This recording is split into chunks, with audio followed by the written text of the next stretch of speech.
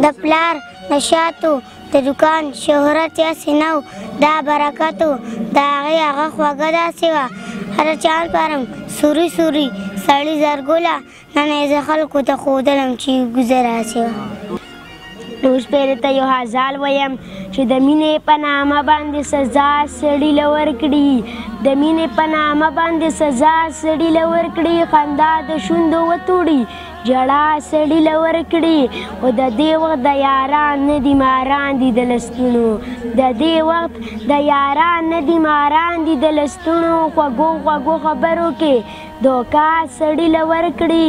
او نو خود به مو راوځي پسې زړونه د سینو نه نو خود به مو راوځي پسې زړونه د سینو نه خالق چې داسې بل ډول ښکلا سړي له ورکړي او زما د دې پښتو د رواجونو نه نفرت شو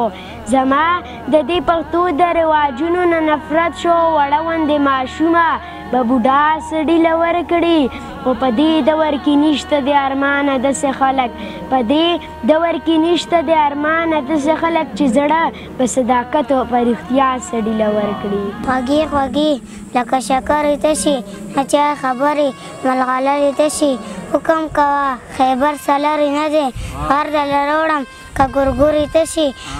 مزې خو ټولو رقیبان وکړي مونږ خو خوړې ډغرې تشي اکثر دا غټې مونږ وړو ته کوي ښې غټې غټې خو خبرې تشي چې ما څومره انتظار ستا د راتلو کلي کې وکړو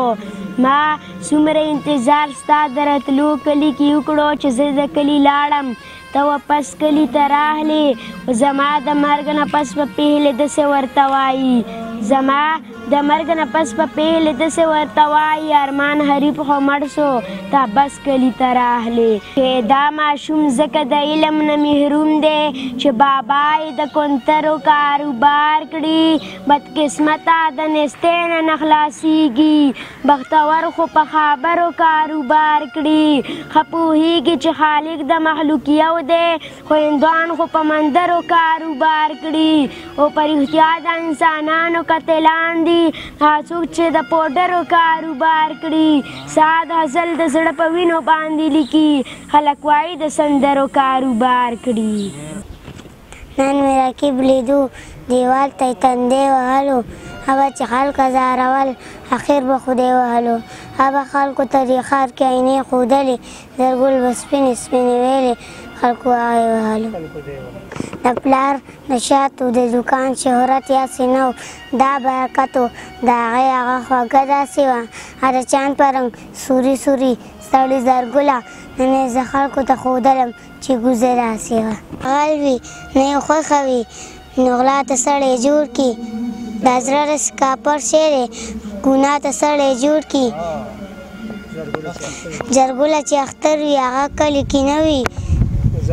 نو ځان به پکې ووایي بیا چا ته سړی جوړ کړي